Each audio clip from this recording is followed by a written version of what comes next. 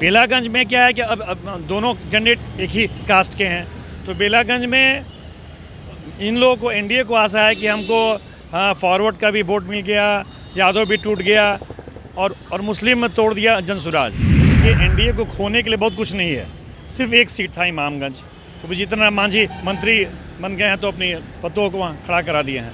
तो एनडीए को 1 से 2 भी होगा तो एनडीए डबल होगा, तो एनडीए को खोने के लिए बहुत कुछ नहीं है, इसलिए एनडीए बहुत उत्साहित है। जो मेरी सूचना है, रामगढ़ में बसपा जीत सकती है, वोट उनको पड़ा है। अगर पासवान सब वोट ले लिए होंगे जनसुराज, तब तो दीपा मांझी हार ही जाएंगे। नमस्कार, आप न्यूज़ फोनेशन देख रहे हैं, मैं हूं आपके साथ वंदना।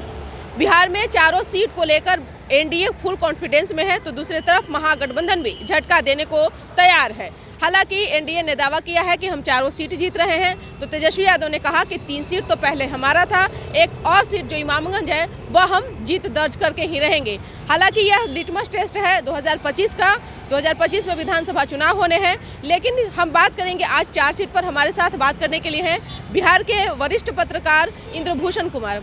कैसे देख रहे हैं, एक तरफ एनडीए अपने चारों सीट को लेकर के कॉन्फिडेंस में है, तो दूसरी तरफ महागठबंधन भी दावे कर रहे हैं, ये दोनों के बीच की लड़ाई को कैसे देख रहे हैं? देखिए, एनडीए को खोने के लिए बहुत कुछ नहीं है, सिर्फ एक सीट था इमामगंज, तो जितना मांझी मंत्री बन गए हैं तो अपनी पतों को वहाँ खड़ा करा दिए हैं।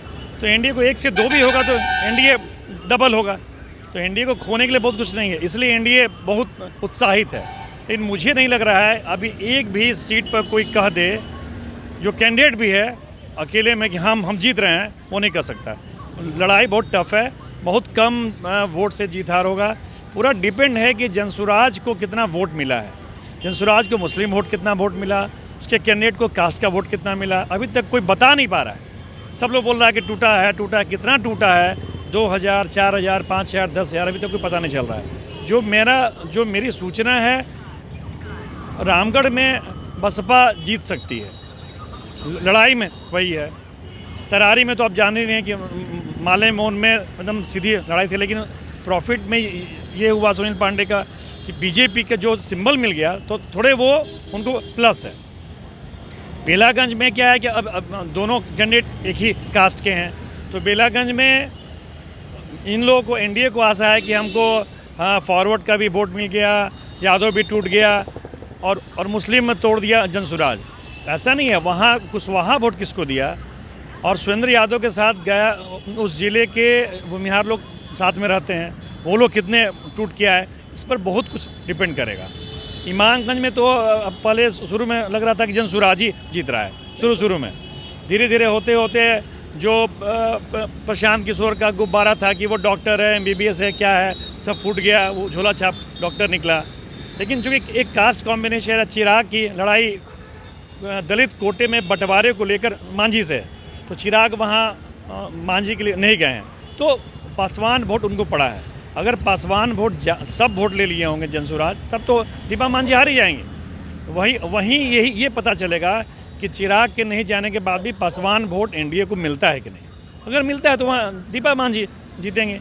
कोई चारों सीट पर कह दे कोई कैंडिडेट कि हम जीत गए हैं, सब ठीक है, पार्टी का अपना दावा है, पार्टी तो हारने के समय तक कहती है कि हम जीत रहे हैं, सरकार बना रहे हैं। स्थिति यही है निश्चित तौर पे। लेकिन जिस तरह से आरजेडी महागठबंधन की हो या फिर एनडीए की हो, ये दोनों बीच की लड़ाई में अब जनसुराज की एंट्री हुई, ये मुकाबला त्रिकोणीय हो गया।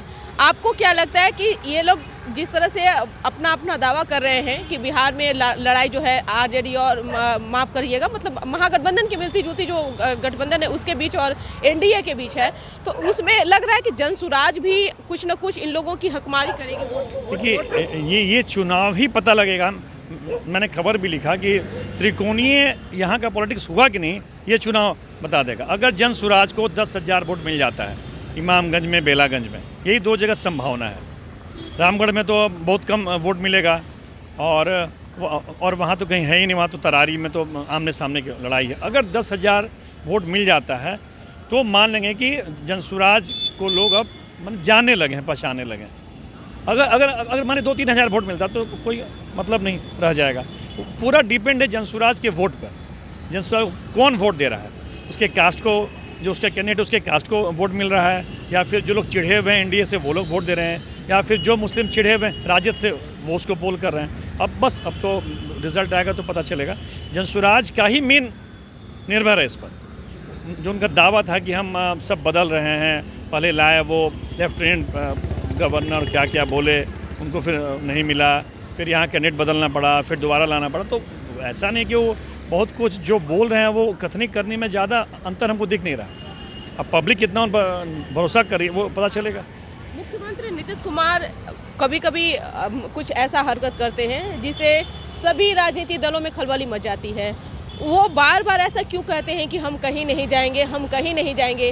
क्या लग रहा है नीतीश कुमार की कमजोरी क्या है, या फिर वो उनके ऊपर किसी चीज़ का दबाव है? नहीं, मुझे लगता है कि नीतीश कुमार जी की ये पॉलिटिकल स्ट्रेटजी है कि जो मुझसे चिढ़ा वोट है वो बीजेपी के चलते कहीं और नहीं जाए, वो बीजेपी के पास चला जाए। मैं बीजेपी को नहीं छोड़ूंगा। जो ये 2 बार 3 बार जो इधर गए हैं तो लोगों का भरोसा तो टूट ही गया है। अभी भी लोग बोलते रहता है कि कभी भी कहीं जा सकते हैं। तो उस भरोसे को बरकरार रखने के लिए और अपना जो डिस्ट्रेस वोट है उसको अपने पास रखने के लिए कि हाँ जी कि हमको मत दे तो भाजपा में चला जाए, ये उनकी स्ट्रेटेजी है, पॉलिटिकल स्ट्रेटजी। ऐसा मत समझिए कि वो जानबूझ के और गलती कर रहे हैं, गलती नहीं कर रहे हैं। ये उनका राजनीतिक समझ। निश्चित तौर पे। लेकिन बिहार में भी चुनाव 4 सीट पर हुआ, झारखंड में भी सट्टे चुनाव हो रहा है, लेकिन आगे 25 का भी चुनाव है। इन तमाम चीज़ों को देखते हुए नीतीश कुमार की स्ट्रेटजी को कैसे देख रहे हैं? देखिए, अब क्या है कि नीतीश कुमार ऐसे बटखरा है ना कि जिधर जाएंगे वो पलड़ा डबल कर देते हैं। तो नीतीश कुमार को बीजेपी भी समझ रही है कि अगर हमसे अलग हो गए तो फिर सारा वोट उधर चला जाएगा। अभी भी ये क्या है ना कि बीजेपी का कोई एक नेता नहीं बना पाई बीजेपी बिहार में जिसके नाम पर वो वोट मांग सके। तो मजबूरी है, बीजेपी की भी मजबूरी है, नीतीश कुमार हैं, राजद की भी मजबूरी है नीतीश कुमार, इसी का वो फ़ायदा भी उठा रहे हैं। और अभी तो लगता है 25 तक चुनाव में तो वो फ़ायदा उठाएंगे। 25 में भी बीजेपी का कोई चेहरा नहीं है नीतीश कुमार के अलावा। वही नरेंद्र मोदी के चेहरे पर बीजेपी आएगी और स्टेट में इनको आगे रखेगी। हाँ, अब चुनाव के बाद क्या करेगी ये किसी को नहीं पता, लेकिन चुनाव में तो वो नतीजे रहेंगे। आरसीपी सिंह ने भी एक पार्टी बनाई। देखिए, आरसीपी सिंह मुझे लगता है कि अब अभी बहुत एडवांस है, अभी चुनाव में बहुत देर है। आरसीपी सिंह की भूमिका चिराग वाली होगी, जो चिराग की भूमिका 2020 में थी, मुझे लग रहा है। वही भूमिका। बहुत बहुत शुक्रिया बात करने के लिए। तो आपने सुना कि क्या कुछ कहना था बिहार के वरिष्ठ पत्रकार इंद्रभूषण कुमार का। आप क्या सोचते हैं? अपना ओपिनियन जरूर कमेंट बॉक्स में दीजिएगा। धन्यवाद।